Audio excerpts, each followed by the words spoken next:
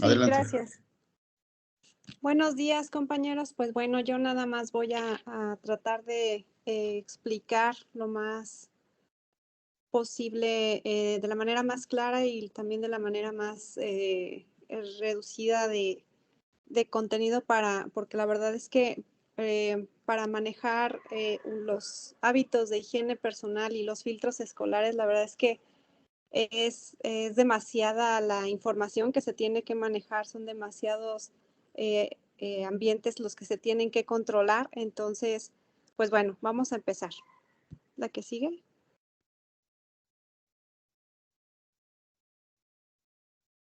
Bueno, obviamente vamos a platicar de que por qué tiene tanto énfasis el sector salud y el sector social sobre la higiene. Pues bueno, esto viene desde la antigüedad. Esta importancia pues data de que se ha demostrado a través de todos estos años el que pues no estamos solos, literalmente, pero aquí en corto tenemos sobre nuestra piel simplemente millones de gérmenes y de virus que están presentes en nuestro alrededor, como ya lo mencionaron en la ponencia anterior, y por eso es la importancia de poder establecer los lineamientos o las líneas de defensa y de prevención para evitar precisamente el desarrollar las enfermedades que puedan hacer un ambiente escolar, social y global de bienestar para que los niños también desde muy temprana edad, como es que llegan con ustedes,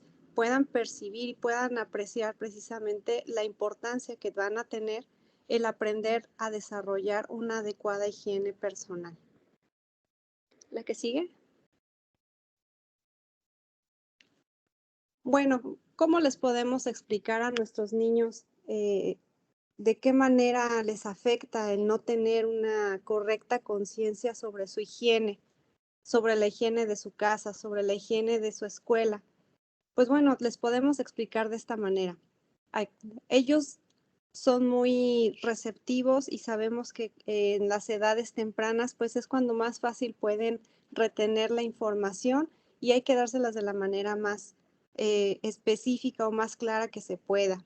Les podemos simplemente explicar cómo es que nos podemos enfermar. Bueno, ¿te acuerdas cuando te dolía el estómago y tuviste un poquito de tu poposita floja y se te subió la temperatura, que te sentías mal, que te dolía el cuerpo?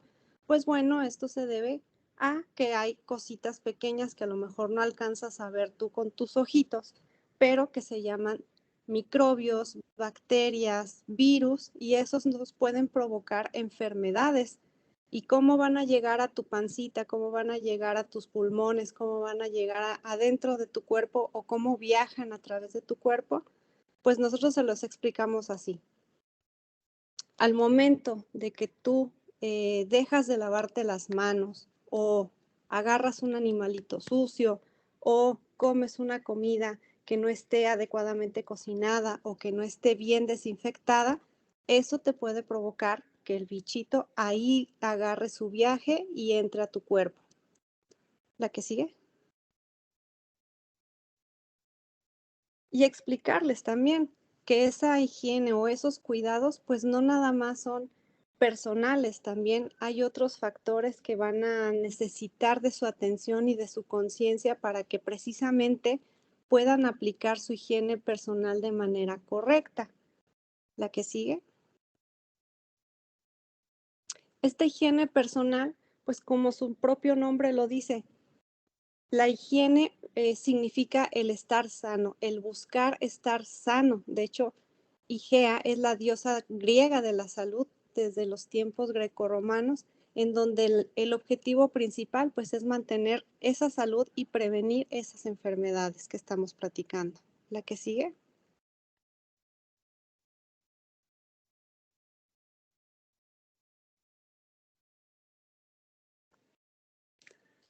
¿Cuáles son los aspectos que se cuidan en la higiene personal o qué es lo que le tenemos que inculcar a nuestros niños? Pues bueno, explicarles que lo principal es la higiene de manos. Ese es el estándar de oro tanto para la higiene personal, para la higiene ambiental, para la higiene de alimentos, para la higiene de la vivienda, para cualquier tipo de higiene, el estándar de oro es la higiene de manos. Y debemos enseñarles a hacer la técnica correcta y los momentos en los que deben de hacerse. ¿Cuáles son las técnicas correctas? Tenemos dos. La técnica en donde vamos a utilizar agua y jabón común y corriente y que tiene una duración de 1 minuto. Tienen 5 movimientos en los cuales empezamos el movimiento de manera circular con nuestras palmas haciendo la fricción. Cruzamos nuestros dedos para poder llegar a los pliegues. Pasamos a dorso.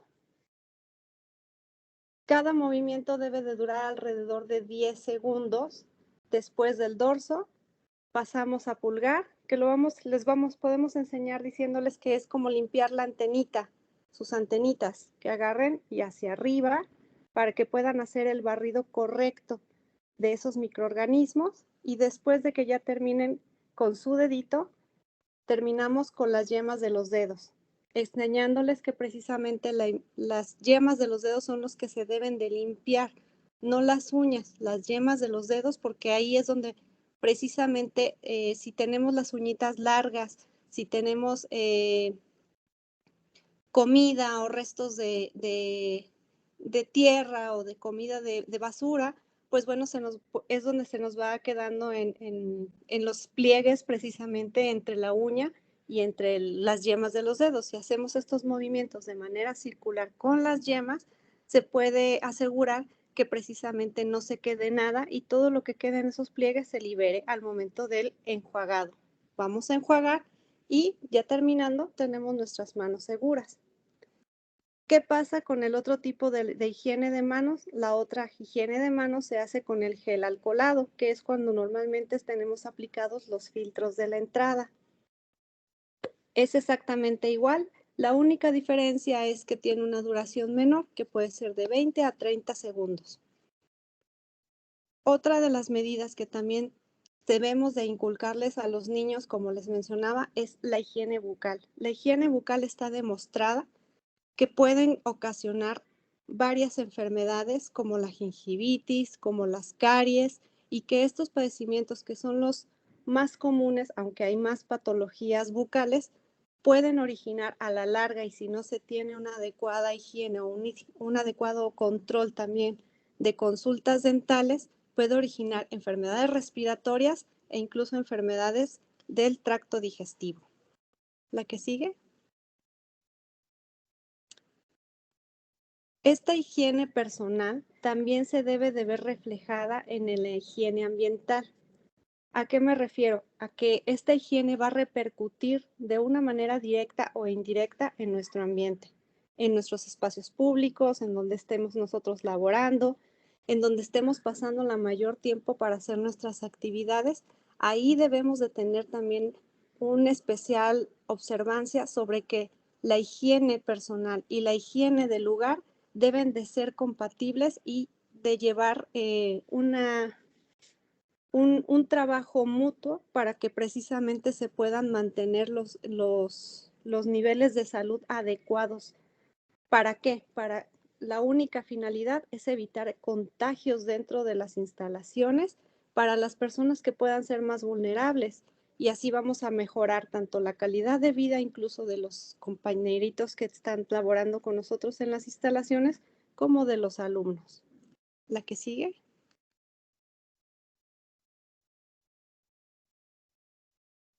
La que sigue, por favor. Gonzalo, la que sigue, por favor.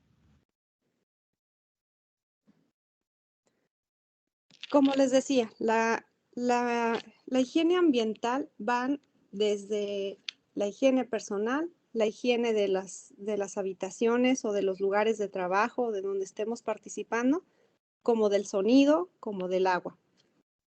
Todo esto va conllevado a los objetivos principales que van dirigidos desde la OMS, en donde nos dice, tú tienes que cuidar la calidad del agua con la que estás trabajando en tu centro de trabajo, con la calidad de agua que tú estás trabajando en tu hogar y con la calidad de agua con la que te estás rodeando. Es decir, ahí van incluidos nuestros mares, nuestros lagos, lagunas, nuestros centros recreativos acuáticos, porque al final del día todo eso puede generarnos brotes infecciosos que ya se ha visto y de hecho lo estamos viviendo en estas fechas, los brotes, por ejemplo, por el periodo vacacional.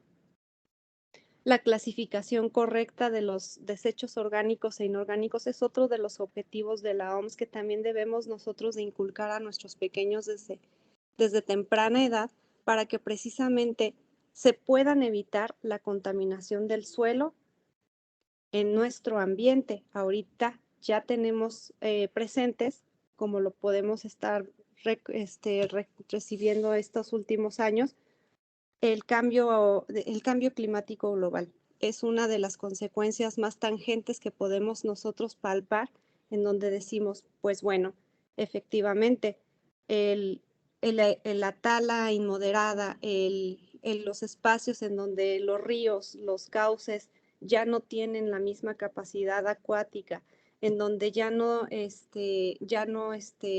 posible o ya no es viable el desarrollo de especies que a lo mejor eran endémicas de esos ríos o de esos mares, pues también se está viendo afectado nosotros en nuestro vivir diario.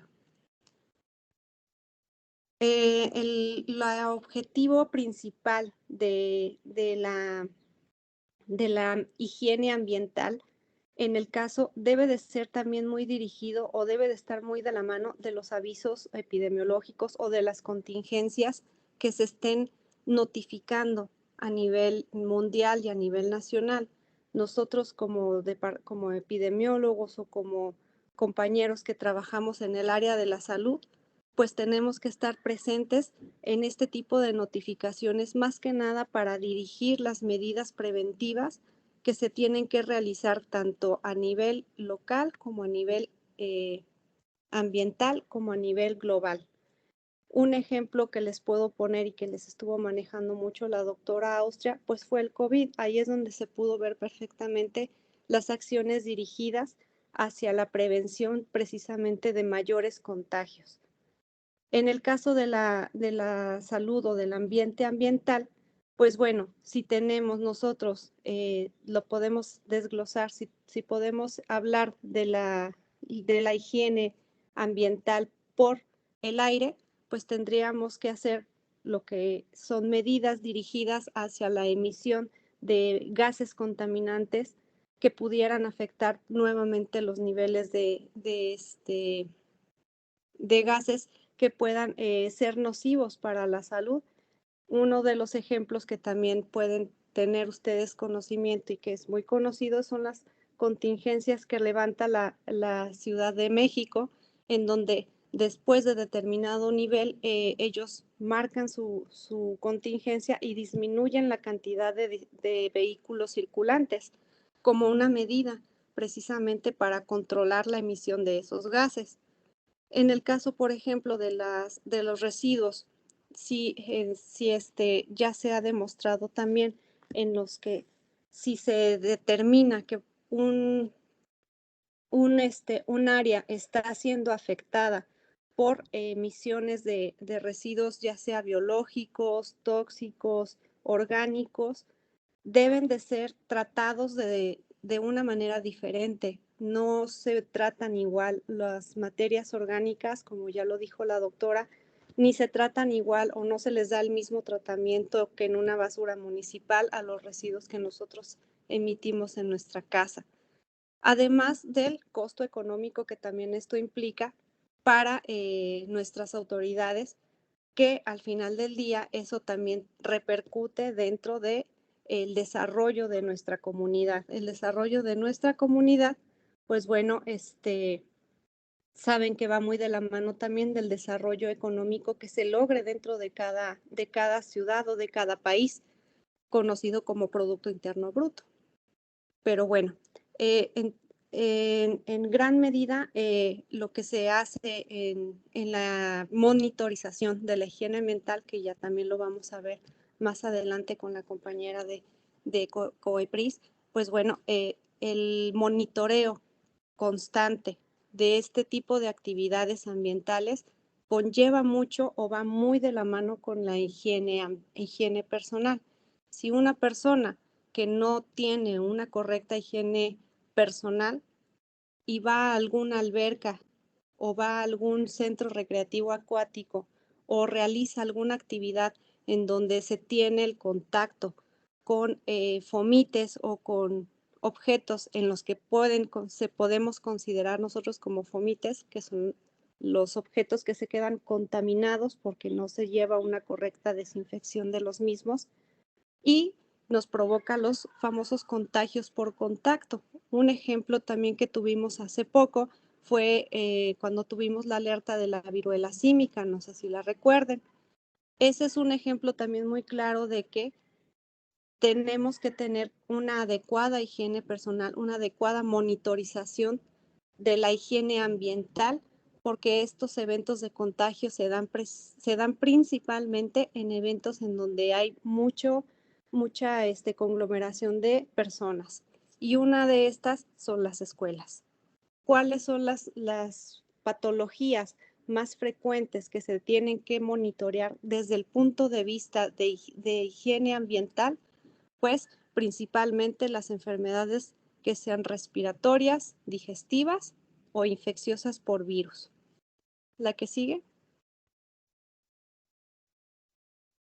La higiene de la vivienda también va muy de la mano de la higiene ambiental, porque es como una complementación, era lo que les estaba comentando, manteniendo nosotros nuestra higiene de la higiene personal, de la higiene ambiental, podemos nosotros contribuir también con la higiene de la vivienda al realizar actividades que nosotros podemos considerar como cotidianas, pero que los niños, si no nos ven hacerla, pues no van a desarrollar estos hábitos.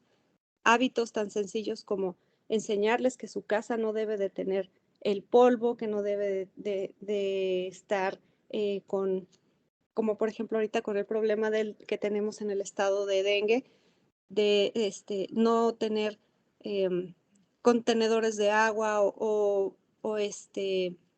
mantener ordenados los patios, no tener cacharros, no tener animales en malas condiciones, utilizar los mosquiteros, tener a nuestras mascotas tanto limpias como con sus esquemas de vacunación, y el mantener la higiene también de la ropería, de lo que corresponde a la casa. Lo estábamos viendo precisamente, como ya lo comentaron ustedes, se encuentran con esos problemas, por ejemplo, de los piojitos. Pues bueno, ese problema sí a lo mejor se puede contener muy fácilmente en las cuestiones escolares o en las cuestiones laborales, pero si no se tiene adecuada higiene de la vivienda, pues la verdad es que es muy difícil. Nos pasa también en el medio hospitalario, no nada más con los piojos, tenemos también problemas a veces de chinches, porque pues desgraciadamente las condiciones de las familias no se da para poder llevar adecuadamente una higiene del cambio de ropa que se debe de realizar, ni una higiene personal de esas personas por determinadas diferencias. La que sigue.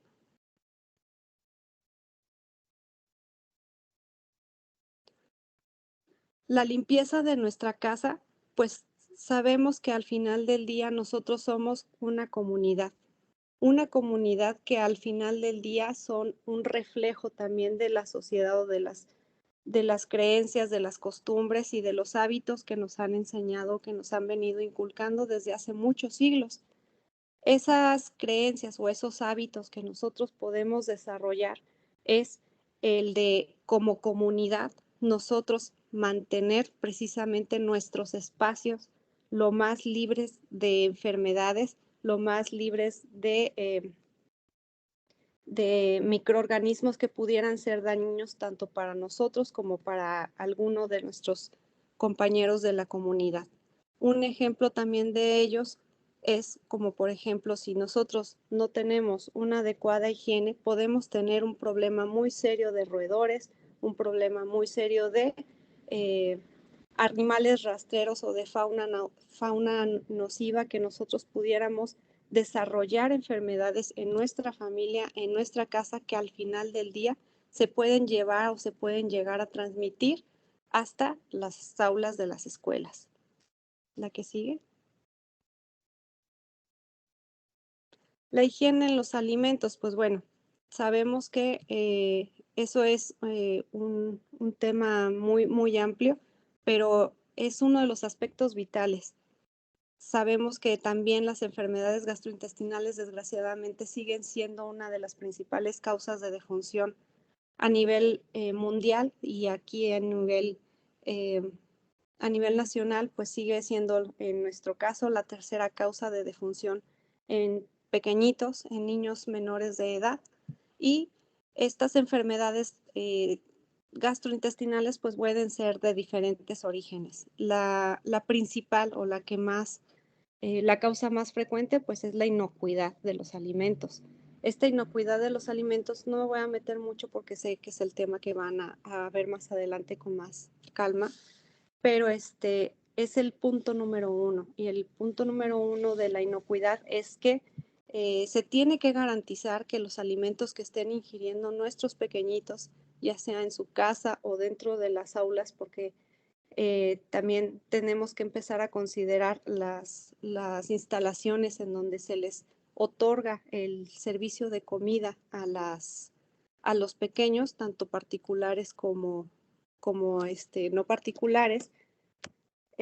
Tenemos que garantizar precisamente que todas las condiciones de los alimentos se encuentren en óptimas condiciones. ¿La que sigue?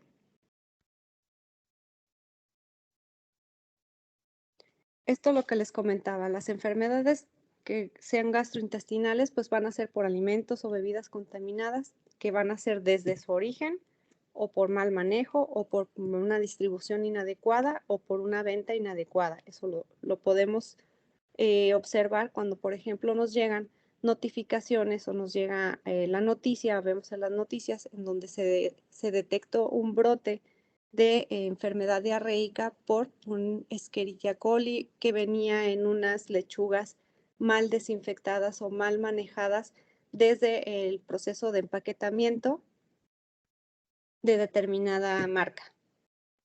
¿Cuáles son las más frecuentes? Pues bueno, las más frecuentes a nivel mundial son la salmonelosis y la intoxicación estafilocóxica. La OMS tiene 10 puntos en donde nos guía para nosotros poder dar esa inocuidad a los alimentos, pero esos 10 pasos se pueden reducir a 4 pasos de seguridad básicos, que es primero la limpieza. El primer paso de la limpieza es la higiene de manos. La higiene de manos y la correcta desinfección también de los alimentos.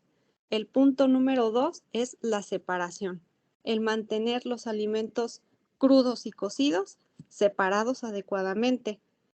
Y también entra aquí en la separación el de evitar la contaminación cruzada, que les van a hablar más adelante. La contaminación cruzada lo único que nos habla es de que debemos de mantener las superficies en donde tenemos los alimentos en preparación en óptimas condiciones tanto de calidad como de desinfección. El punto número 3 es la cocción. Sabemos que dependiendo del tipo de alimento, vamos a tener que manejar diferentes temperaturas. No es lo mismo cocinar un pollo a cocinar un cerdo completo. Es un ejemplo muy burdo, pero es como se puede decir. Y tenemos como máximo, sabemos que hay bacterias que en determinado punto de cocción dejan de ser viables, es cuando mueren y es cuando se puede asegurar que ese alimento estuvo inocuo y adecuadamente cocinado. El cuarto paso que nos dice es, vas a dejar enfriar los alimentos y los vas a mantener dentro de un recipiente, que en este caso sería un contenedor de refrigeración, como puede ser de los ambulatorios, de los que tenemos nosotros, las famosas, se me fue la palabra, de las hieleras, o en el caso del refrigerador, que se encuentren también en buenas condiciones tanto de limpieza como de funcionalidad. No podemos también nosotros dejar la inocuidad de los alimentos a manos de una hielera que pues ya a lo mejor ya no está funcionando adecuadamente porque está agujerada, porque está golpeada, porque no sella correctamente, o un refrigerador de las mismas condiciones, que no esté cerrando bien, que no esté registrando bien la temperatura o que se encuentre sucio. ¿La que sigue? Las prácticas de higiene durante el proceso de preparación de alimentos, pues bueno, tenemos que, lo que les comentaba, tener los utensilios y el equipo adecuado. Tenemos que asegurar precisamente que si vamos a ofrecer, por ejemplo, un servicio de cocina o de alimentación dentro de las instalaciones, debemos de mantener el equipo en adecuadas condiciones. Las instalaciones deben de contar, por ejemplo, el punto número 1 con el agua de consumo humano en los niveles de cloro adecuados para nosotros poder considerarla un agua segura, que es de punto 1 a punto 5. A 2.5, perdón. Y el control de temperatura de las cocciones que les comentaba. Si se van a preparar ahí, debemos de asegurarnos, dependiendo del tipo de alimento que estamos preparando, que estemos manteniendo o excediendo incluso en algunos platillos el punto de cocción de las temperaturas adecuadas. La temperatura, por ejemplo, mínima que nos marca la COFEPRIS es una temperatura de al menos de 63 a 74 grados centígrados, dependiendo del alimento, pero eso es la mínima. Todos los demás alimentos deben de tener mayor temperatura de 74 grados centígrados para asegurar una inocuidad. Los alimentos que vayan a ser preparados y que después se vayan a exhibir deben de mantener también sus temperaturas para seguir brindando ese nivel de inocuidad y también en cuanto se vaya a decidir hacer el resguardo o que sean alimentos que se tengan que ofrecer fríos, nos dice que deben de ser de 7 grados o menos. Tenemos que tener mucho cuidado con la manipulación de los alimentos para la exposición de las temperaturas. El menor tiempo posible que puedan quedar exhibidos va a ser lo mejor. Lavarlos adecuadamente y de manera individual y debe de estar marcado y separado del resto para eliminarse lo más posible cualquier alimento que no cumpla con las características de frescura o de caducidad. La limpieza pues ya la vimos ahorita con la doctora, es punto básico también para todas las instalaciones en donde haya grupos de personas, porque precisamente, como les dije al principio de mi presentación, todos y cada uno de nosotros tenemos en nuestras manos, en nuestra ropa, en nuestro hablar, tenemos muchos microorganismos que pueden ser inocuos para nosotros, pero pueden provocar enfermedad en alguien más. La higiene personal viene mucho de la mano con, aparte de la higiene personal del personal que esté manejando a los alimentos, valga la redundancia, pues sí hacer mucho énfasis en que las personas que estén manejando las cooperativas, los comedores, tengan una adecuada higiene personal y de preferencia que sean personas que tengan el cabello corto o muy recogido, las uñas cortas y que no tengan esmalte, que no traigan joyería en sus manos, que la protección del cabello sí cubra completamente el cabello y de preferencia, pues si tienen barba o bigote, pues sea muy recortadita o que de preferencia no se la dejen. La que sigue.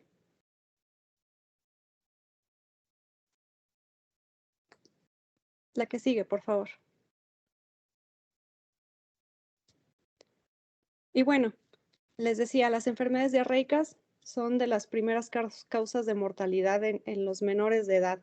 Lo más triste es que son prevenibles, son tratables, pero aún así se nos siguen muriendo los niños de esto. A nivel mundial se producen casi 1 millón 700 millones de casos de enfermedades diarreicas. ¿La que sigue?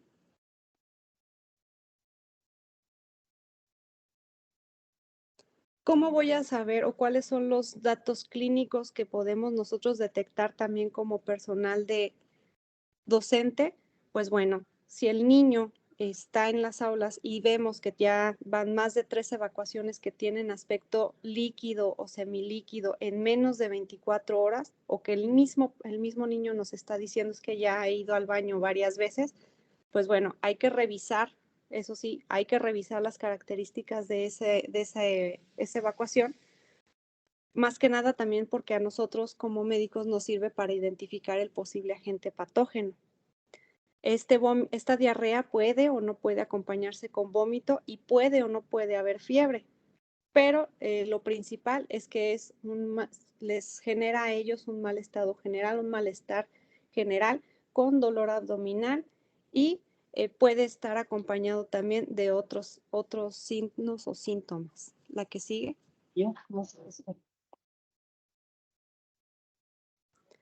Lo principal ustedes como docentes que deben de priorizar es, si yo ya veo que un niño está presentando evacuaciones diarreicas, ¿hasta cuándo voy a empezar a preocuparme porque realmente el niño se pueda poner mal o realmente la condición de salud del niño se está complicando?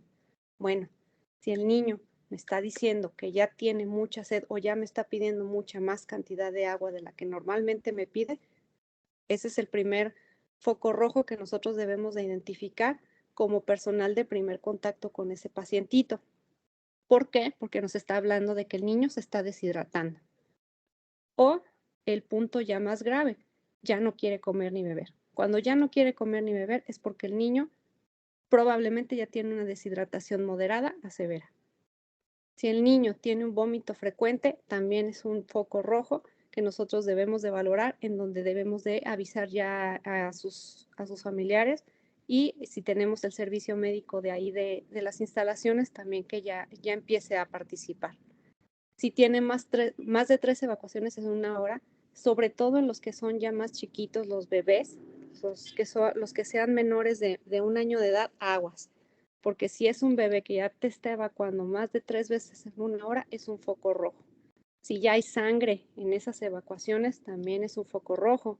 Y si te dicen o te confirman que la fiebre ya tiene más de 3 días, porque a lo mejor el niño empezó el fin de semana y ya es lunes, pero persiste la fiebre, ese es un foco rojo en donde les tenemos que decir a los papás, llévatelo a consulta.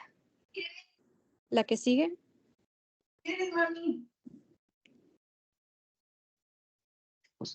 La que sigue, es. Bueno, como les decía, las enfermedades diarreicas son totalmente prevenibles. La primera de ellas, pues, es por la vacunación. Sabemos que se les debe de aplicar a los 2, 4 y 6 meses, dependiendo del tipo de vacuna que se les esté aplicando. Ahorita normalmente se está manejando el esquema de los 2 y 6 meses, pero ese es el punto número 1, la vacunación. El otro punto es lo que ya habíamos hablado, la higiene ambiental, la higiene de vivienda y la higiene personal. ¿Cómo las vamos a evitar? Lavando frutas y verduras de manera adecuada, lavándonos las manos, que les digo que es el estándar de oro para cualquier tipo de prevención de enfermedades, el hervir el agua o el de manejar el agua de manera correcta, si es que, por ejemplo, tenemos algún papá o alguna familia en donde pues no tengan este servicio de agua potable, les podemos también dar las otras opciones para que ellos puedan asegurar un agua de calidad, hirviendo y clorando o colocando, podemos agregar algún otro desinfectante para que esa agua pueda ser de consumo. Y el otro punto, pues obviamente ya lo habíamos mencionado también, el de cocinar adecuadamente los alimentos. La que sigue.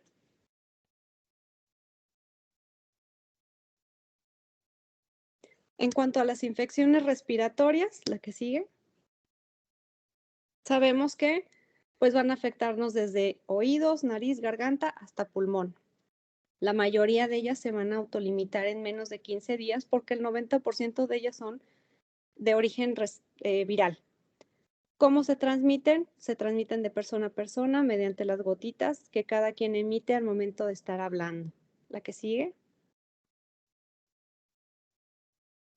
Existen factores de riesgo, tanto para las infecciones respiratorias como las enfermedades diarreicas, en donde hacen que el niño tenga más probabilidades de desarrollar la enfermedad. ¿Cuáles son? El bajo peso, la lactancia materna ineficaz, que tengamos el antecedente de hacinamiento, quiere decir que haya muchas personas conviviendo en una sola habitación, que haya exposición al humo, que el niño esté desnutrido o que el esquema de vacunación no esté incompleto. También otros factores de riesgo que también se consideran, sobre todo en el ambiente hospitalario o en el momento en el que se está brindando la atención de primer contacto por una posible infección diarreica o respiratoria, es que si a nosotros detectamos que la mamá tiene menos de 17 años y es analfabeta, ese es también lo consideramos como un factor de riesgo. ¿Por qué? Porque no nos va a asegurar que la mamá nos vaya a poder brindar la prevención y los cuidados en el hogar de ese alumno o de ese paciente. Otro factor de riesgo que también tenemos nosotros como uso médico es que si el paciente vive muy retirado de la unidad de salud, pues bueno, es preferible dejarlo en observación para nosotros empezar a hacer los manejos o para hacer la estabilización del paciente. ¿La que sigue?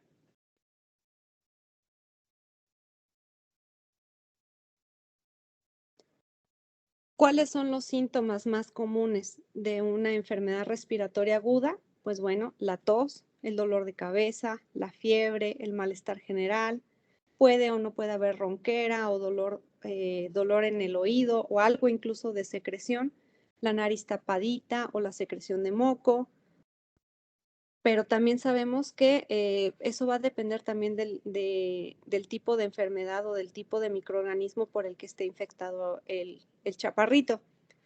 ¿Cuáles van a ser nuestros signos o nuestros datos de alarma, como lo estuvimos viendo en las enfermedades diarreicas? Pues bueno, en el caso de las enfermedades respiratorias, no es tan difícil, no es tan diferente tampoco. La diferencia es que hay dificultad para respirar, se le hunde el pecho, se agita demasiado rápido, ya sea al realizar la lactancia materna o al estar ingiriendo algún alimento o alguna actividad que normalmente no le provoca agitación.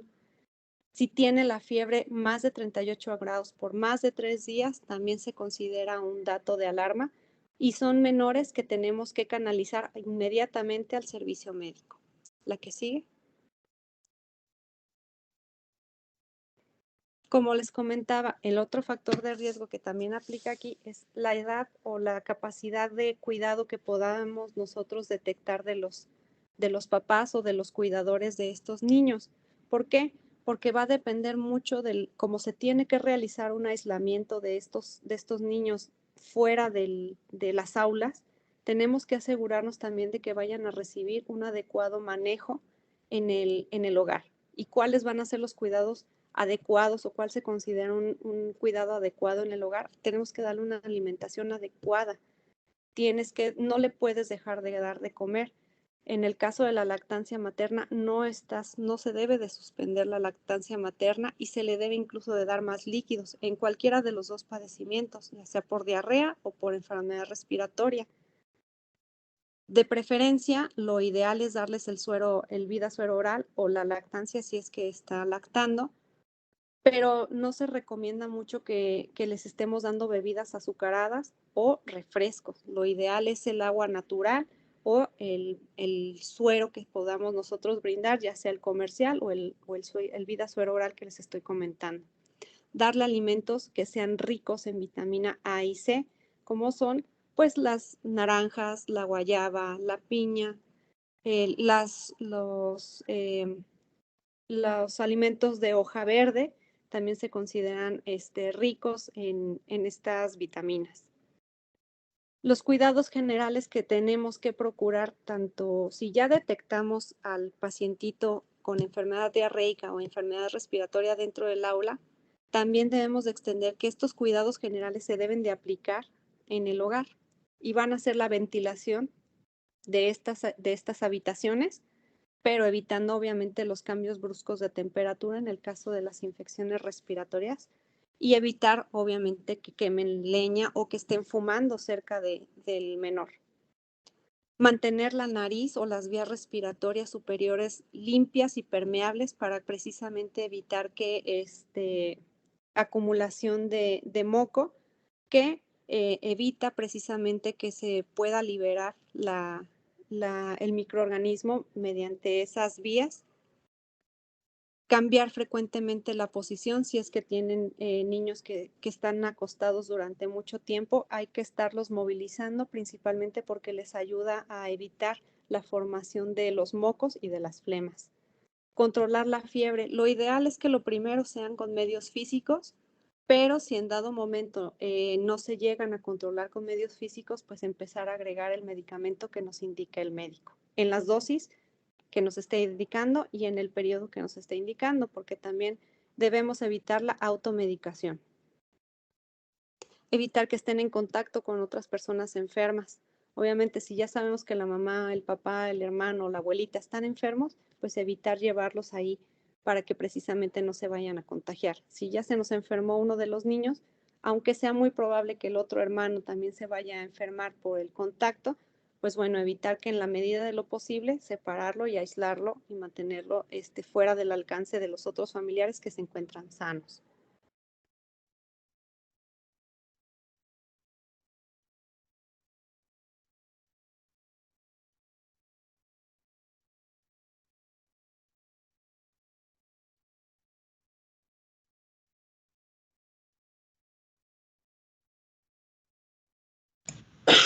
Se le fue el sonido, doctora. Quieren como mi tono. Ya. Listo. Sí, listo, ya la escuchamos. Gracias. Les decía, en el caso de las enfermedades diarreicas, la higiene de manos es vital para evitar reinfecciones o el dejar el microorganismo en las superficies. Procurar que cuando se esté enfermo de una vía respiratoria, ya sea superior o inferior, hacerle la etiqueta de vías respiratorias, que es el toser sobre el ángulo del antebrazo y utilizar el cubrebocas mientras se encuentre uno en contacto o que se encuentre enfermo. Y la principal también es, como ya les decía, dijimos que ya detectamos datos de alarma, hay que enviarlos a la consulta oportuna. Esto se los pido de favor porque principalmente, específicamente en mi hospital, nos llegan ya pacientitos cuando ya están muy delicados. Entonces, sí les pido que por favor me ayuden a sensibilizar a los papás, sobre todo de que, punto número 1, si ya detectamos que el niño está decayendo, lo lleven a consulta inmediatamente con el médico que le corresponde, no con el médico que de vía telefónica, no con el médico que pasa por ahí, no. Tienen que llevarlo con el médico de cabecera, que en este caso serían todos los pediatras, de preferencia el pediatra que ya conozca al niño para que pueda darle seguimiento correcto y estar más que nada en sintonía de que no se esté llevando con un médico primero, después con otro médico, después con otro médico. Eso me afecta mucho a nosotros, como lo hemos visto a nivel hospitalario. Cuando llegan con nosotros, desgraciadamente son niños que ya pasaron por 3, 4, 5 médicos porque algo no les pareció de cada uno a los papás. Hay que tratar de sensibilizar a los papás de que escojan primero adecuadamente al médico que va a ser de cabecera, al pediatra que va a ser de su hijo, para que ese médico precisamente pueda tener la oportunidad de que si algo no está funcionando en el tratamiento, pueda modificar y pueda realizar las medidas que sean necesarias, ya sea solicitar algún estudio de laboratorio o de gabinete para precisamente hacer la rectificación o el manejo adecuado de ese menor. ¿La que sigue?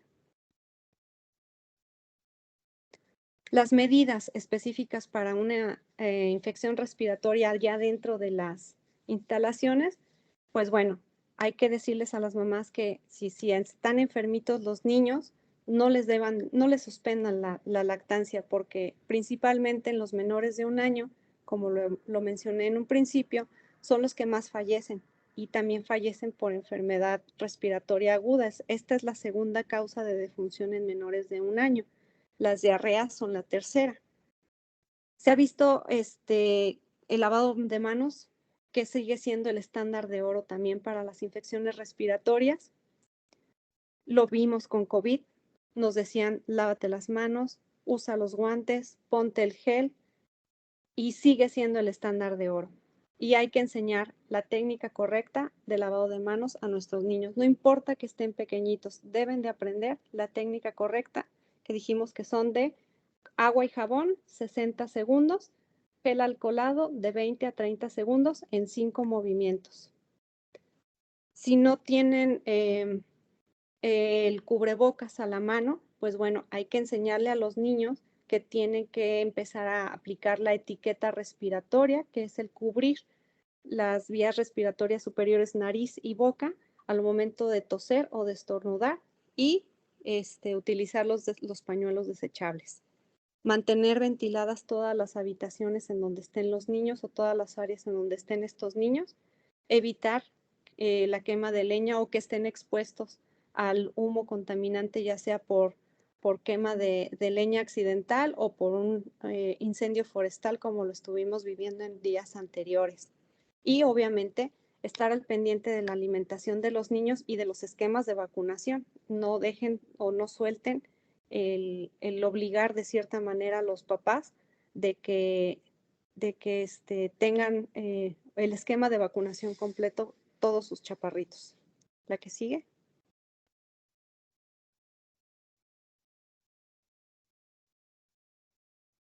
Los filtros escolares. Los filtros escolares nos sirven como una medida para precisamente dirigir toda esta información o todo este conocimiento con un solo fin. El fin es hacer una comprobación rápida del estado de salud de los niños al momento en que llegan a las instalaciones y evitar los contagios.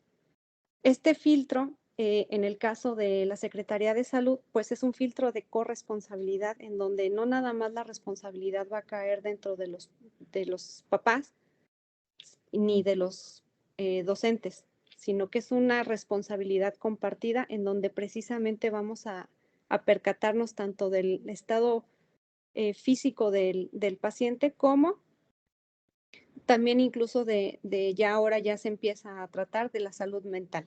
¿La que sigue? Estos filtros de corresponsabilidad, en lo que les corresponde a ustedes, se llevan a cabo los 4 tipos de higiene: la higiene personal, la higiene de vivienda, el ambiental y el de alimentos.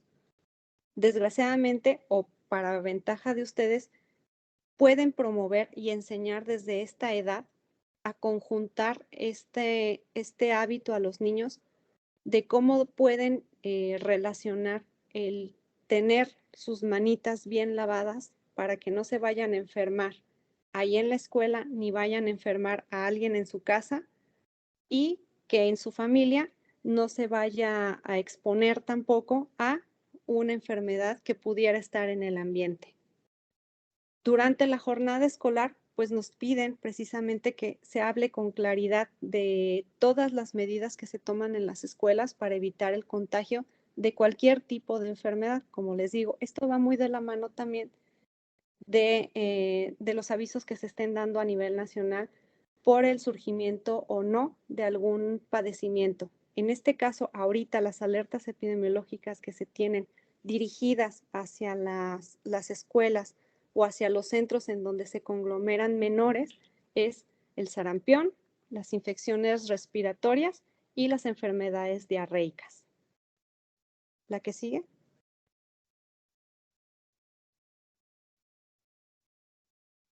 Estos filtros de corresponsabilidad pueden ser aplicados ya sea de manera rutinaria diario o pueden ser por periodos de contingencia, como nosotros los manejamos en epidemiología.